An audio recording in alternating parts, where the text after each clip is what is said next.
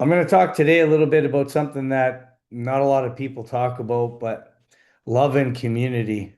And as I made my way through the NHL, this became a huge advantage for me when I discovered this. But I'll talk about it today with you guys. Um, First, I'll start off by introducing myself, talk a little bit about our goalie school and some of the results, current state of goaltending, and then how we've changed the narrative, and then a path to the crease and unlock goaltending. And I got a really cool testimonials for you guys today. So, for people that don't know who I am, my name is Steve Briere. I was played in the USHL. I was an NCAA Division One goaltender. I was an All-American. I played professional hockey for 10 seasons. And then I retired, went back to school, and then I became a goalie coach in the NHL for the last 12 years. I did 2 years in San Jose, 7 years in Toronto, and 3 years in Seattle. Also was lucky enough to coach Team Canada in the World Cup of Hockey. And then been married to my beautiful wife for the last 20 years.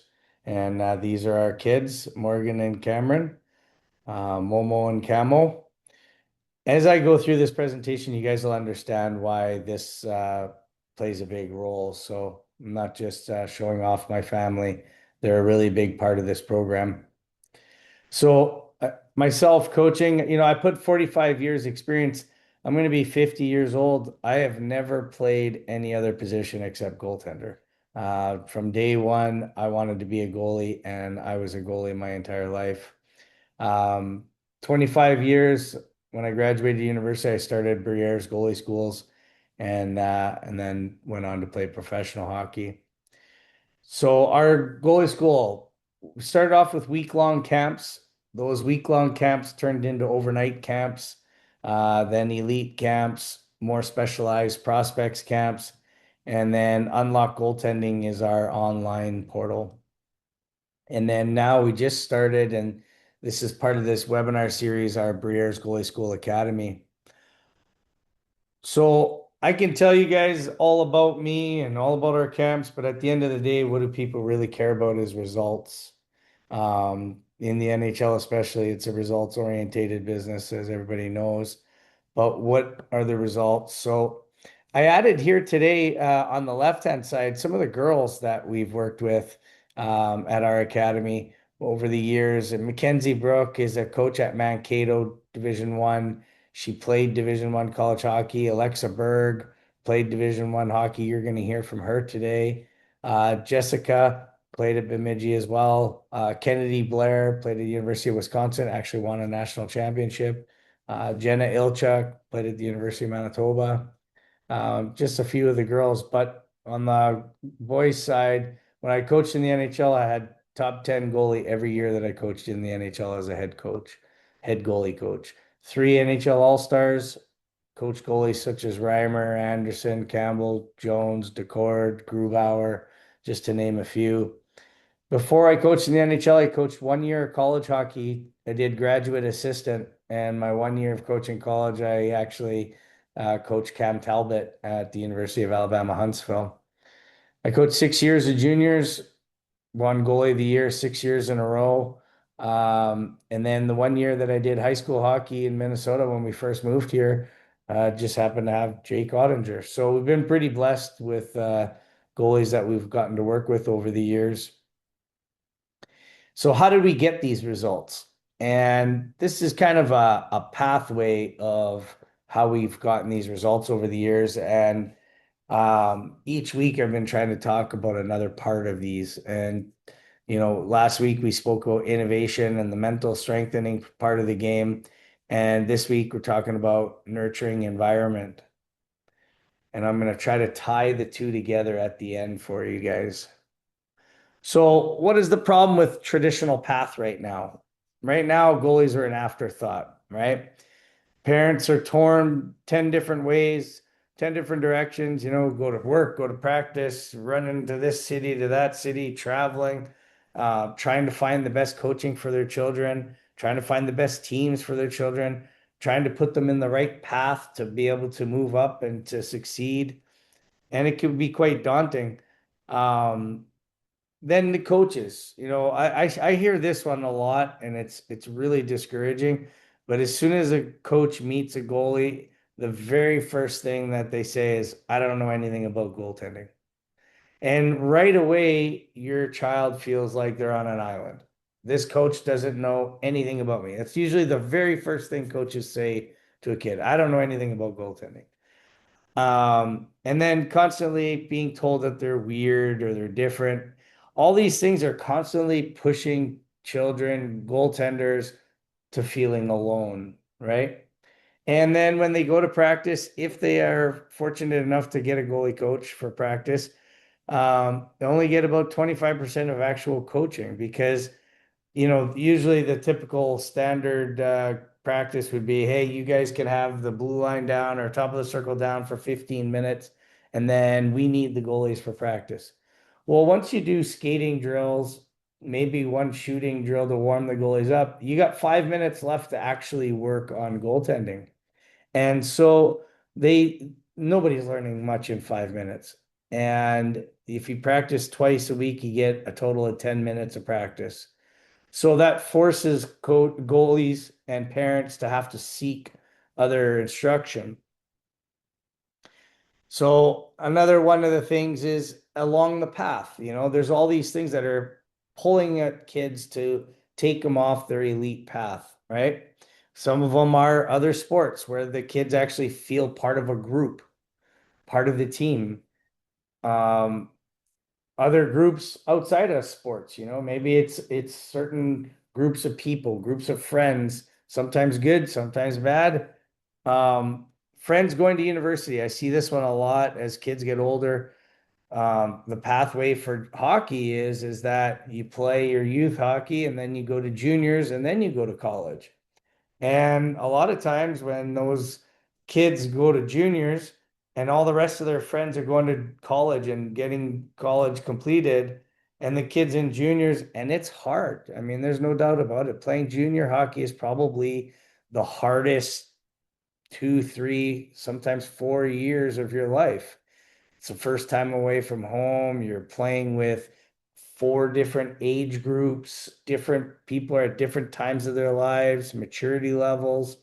Sometimes the organizations might not be the greatest. There's a million different reasons, but it's hard. I mean, it's the first time kids can get traded, they can get cut in the middle of a season. And so then when they start seeing their friends moving forward with life and they're struggling through, a lot of them quit. And then the last one is financial trade-off. Eventually, people say, well, it's not worth it anymore.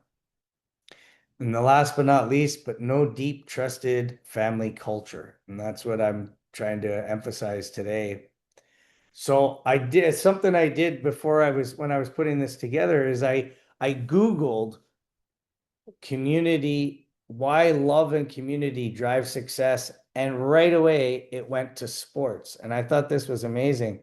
But, just the idea of people are more successful when they feel part of a group. People encouraging each other and pushing each other, but feeling safe. And I thought this was great when I looked at it today. I was like, man, this is exactly what I'm trying to convey to everybody is that goaltending by the position itself is made to be a lonely position. But if you can create an environment of love and community for that goaltender, then they feel safe and they can go on to great things. And when I was coaching in the NHL, I used to use this all the time with my goalies. And it's just the Maslow's hierarchy of need. And most people are familiar with this, but in order to be successful, these are the basic needs that people need in their lives, right? Obviously, food and water, shelter are pretty obvious. But the second one is safety, right? Personal security, feeling safe. And then love and belonging. People want to feel part of a group. And when I show you the mental side of things that we spoke about last week, these tie in together. Okay. that people want to feel a connection. They want to feel that they're part of something great, right? So what have we created to support goalies and their dreams? So these are two of our goalies that we spoke about. Mackenzie Brook here. Mackenzie has been with us since she was 9 years old. And she used to come and stay with us when from Atlanta. She would come and stay with us at the house and train. And then she would do our camps in the summer, and she went on to play Division I college hockey. And one of the coolest stories ever, that I'll share sometime with you guys. But she went on to play Division I college hockey, and now she coaches Division I college hockey, and she also is the goalie coach for Team USA on the U18 team. Kennedy Blair, she was a girl at our academy, and went on to play at the University of Wisconsin and was fortunate enough to win the national championship. So what we created a goalie academy. It's limited to 16 goalies, and they get to work with an NHL goalie coach, one-on-one coaching ratio. We have these amazing young men that are going to come in and help with the program and learn from me, but at the same time provide one-on-one coaching for the goaltenders, which is unheard of here in Stillwater, Minnesota. Goalies arrive on a Sunday and they stay with us. Again, we're trying to create that community, the community feel, that sense of belonging, that family feeling. And then they leave on Thursday and then they go back home and play with their team so they don't miss any games on the weekend. They don't miss too much school. And then parents are invited to come with us, or sorry, with us, with their goalies. We want parents to come. We want goal parents to come and hang out with us and meet us and feel confident in where their kids are learning, and who they're learning from. And so that goes back to why I showed you the picture of my wife and my kids, just for the family feeling. Um, each time the goalies come in, they're in a group of four goalies. We could take up to eight per week, but it's meant for four goalies at a time. Everything stays one-to-one coaching, and and then we have lots of room in our house. Um, and so when what do the goalies get? The biggest thing is they get access to an NHL goalie coach 24/7. And you'll hear from the goalies that came to our academy before I went to the NHL, and they'll talk about this a lot. Zoom meetings with NHL goalies. I've already set up meetings with NHL goalies for this winter. The first one being Freddie Anderson, with the Carolina Hurricanes. And then the idea is to create a community of goaltenders to talk to each other, to learn from each other, to understand the ups and downs that maybe one goalie hasn't gone through yet, but the other goalie has. And then when that goalie gets to those ups and downs, they can relate to the other goaltender and they create this relationship. It's a pretty fascinating thing. No more being on an island, and parents can have a one-stop shop. So Stillwater, Minnesota, as some of the people on the call today have been here, it's an amazingly beautiful place right on the water, small town. That's where we live, about half an hour outside of the city. And then this is the arena where we have the lumber yard. We have the arena all day, every day, during the day from 9 a.m. to 3 p.m. We got a full gym, synthetic ice to work on stick handling and shooting. And then on this side of the wall, you can't really see it, but on this side is a turf area to do plyometrics and off ice and stretching and speed training and reactionary training. And then when goalies go home, they could send me video anytime they want. They have access, everybody will get access to Unlock Goaltending, our online portal. And just think of it as like a goalie library. It's got 400 hours of on ice drills, off ice drills, mental strengthening drills, and vision training drills. And then last but not least, they have access to calling me directly. So the real cost of the elite path. If anybody I was speaking to, any goaltender, any parent, this would kind of be an average everyday path for a goaltender. 2 lessons a week, professional goalie coaching, and then for 30 weeks. A season is 30 weeks. So if you did that, that'd be a total of 60 hours of coaching. All right. Usually go to a couple summer camps and then hotels, meals, equipment. It's quite a financial outlay. However, when you look at this, what are you training? You're really only training the technical and tactical part of the game, which is such a small little part of the game as you get into higher competitive hockey. What you're missing is mental strengthening, sports vision program, personalized video breakdown, no actual individualized development plan to follow. And then at the bottom here, no deep trusted family culture. It's a transactional thing. You come in for an hour, do your on ice lesson, and you leave. And that's the end of the relationship. Part of one of the things that we've done with the academy is we created a sponsorship idea. Now, again, this goes back to my love for community and for togetherness is I wanted to make this opportunity available to everybody, not just people who can really afford it and they're very blessed and they've worked hard and they can afford it no problem, but I wanted to make it affordable for all families. And so what we did is we created a personalized jersey with 9 patches, 9 different sponsorship opportunities to cover the cost of the academy, making it the first and only goalie training for all qualified goalies. This would be an example of the jersey. This isn't the actual jersey. I have a better one, but this was the jersey that I had put together for the presentation for you guys. So how it works, this is our company. It's a 501(c)(3). It's called Path to the Crease. Goalies go on and they register there. And then they go out and get donations, and the donors go on and they have to put which goalie they're donating to. And the two that we paired up with the goalies, and then it takes the tuition down. So that's kind of what I explained here already. But you go to Path to the Crease, goalie families go out and get sponsors.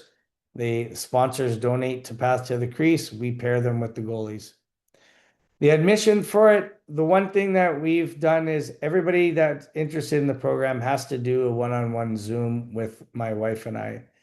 The main reason is we want good people. We want to create a really good family atmosphere, and we want to create lifelong friends, not just with the goalies, but the goalie parents as well.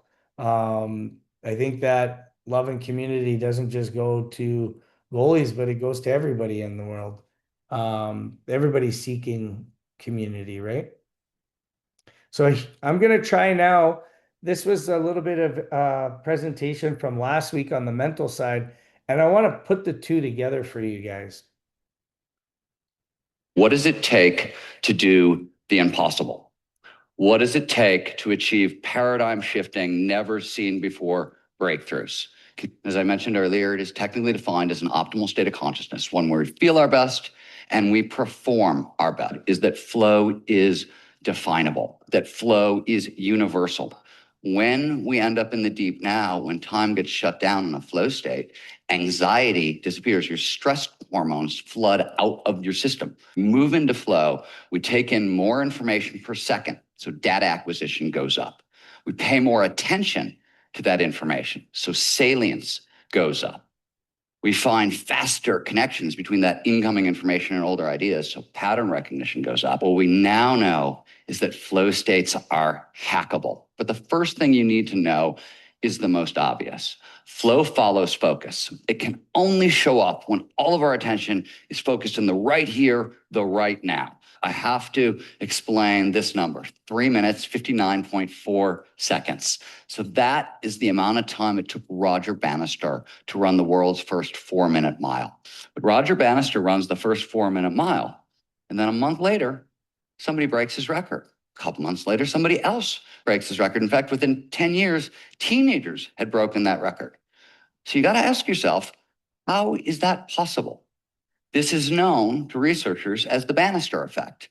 And what it really is an extremely tight coupling between the mind and the body, right? You have to believe you are capable of achieving the impossible before you can actually achieve the impossible.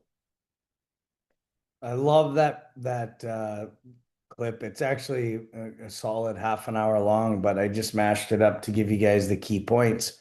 What does it take? And one of the key points is that in order to get into flow state, it's chemicals in your body that come up through your spine and go into your brain to create this euphoric feeling of being in the flow state. That's why nutrition is so important.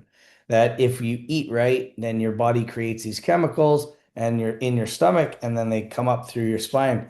But these chemicals are this acronym here, EDSO, and I spoke about this last week. Endorphins, dopamine, serotonin, and oxytocin. But today I want to focus on oxytocin, and that's the family drug, right? It's you only get that feeling when you have a sense of belonging, when you get a sense of being part of a team, that being part of something great, that safety, that security, and people that are pulling for you and helping you and wanting to help you be great. That's where that feeling comes from.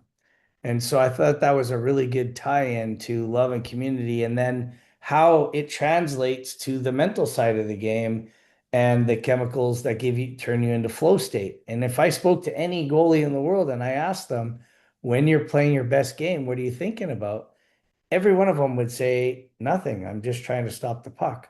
That's because they're in flow state. And the way they get into that flow state is by being safe and feeling part of a community. Daily exercise on mental strengthening, we spoke about, but then constant happiness and creating happiness routines. And my next presentation is going to be about routines, planning, preparing, and performing. But again, this goes through creating happiness for me is one of my favorite books I ever read. It's called The Happiness Equation with Sean Acor. And it's all about that all the greatness that's been created in life doesn't have to be hockey or sports, is always rooted through happiness. Trying to find happiness, not letting things build up, clearing the mechanism, letting go, and somebody to talk to. These are all ways of getting into the flow. And that's what we're trying to create is a community where you have somebody to talk to, you have somebody to reach out to and talk about things. So one of the things that we do at the academy is we do these personality assessments, these DISC personality assessments, and all it is a quick snapshot of who you are, right? How do you learn? How are you wired? And there's no right or wrong answer. It's a little of information for us as coaches to understand, is this a goalie that really needs explanation, really needs to understand why we're doing the drill? Or is it a goalie who is just like, tell me what to do and I'll do it? And I've coached all of them. I've coached, Freddie Anderson is very high C, very, very low I. He wants to know everything, why he's doing what he's doing, what's the score in the game, is it a righty, a lefty, why are we doing this?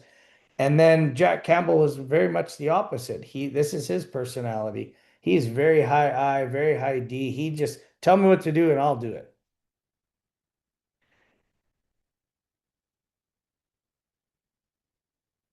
So as we go through, as I did last week, going through mental strengthening, it's all about routines, right? Creating these routines, knowing you did the work. That's probably one of the biggest ones I talk about is, you go to math class and the teacher's up at the dry erase board and drawing all the math equations and showing you how to solve the problems. And you get home and you're like, I have no idea what I just saw. But until you start doing it and you start figuring it out, then all of a sudden you start understanding it, right? You learn it by doing it. Being in the present moment, building confidence, and controlling the controllables. This was a practice plan I showed everybody last week on how I do my practice plans about working on the mental side of the game and creating, and then at the beginning, it's always about mindset, morning mindset, getting into the right place to be happy with small little exercises like, for example, gratitude.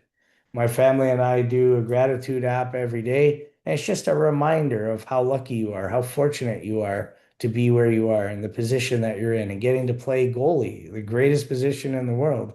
But sometimes we need to remind ourselves, and that's just one little exercise. But every day we do another exercise on getting ourselves into a happy place. Then we work on the mental side of strengthening the mental muscle. And then we get into the technical and tactical part. Here's instead of me talking about all these things, here's a couple goalies that we had at our academy. And I put these together. You guys will have to excuse the video. My name is Alexa Berg, and I was a Division 3, Division 1 collegiate goalie. He also encouraged me to attend the Northern Educate Academy, and I'm very grateful that he did. As well as we are all still very connected from goalie to goalie, and we are a part of big parts of people's lives. Well, again, without Steve and his camps and his programs that he creates, I don't think I would have had the career that I had. And yeah, I'm forever grateful. That's all I can say. Hi, my name is Dakota Sihanyuk, and I skated with Steve Briere at our goalie academy for 2 to 3 hours a day, every day for 4 years. I've never met a coach that's as passionate as Steve Briere is. Steve always emphasized that we weren't just a team and we weren't just hockey goalies. We were a family. The only coach to this day that I've had that I can honestly say backs up his claim that we're a family. Hi, my name is Dominic Wasik. I've known Steve for about 10 years now. I am currently playing for the Air Force Academy, and I would not be where I am today without Steve, especially my last year junior with his mentorship program.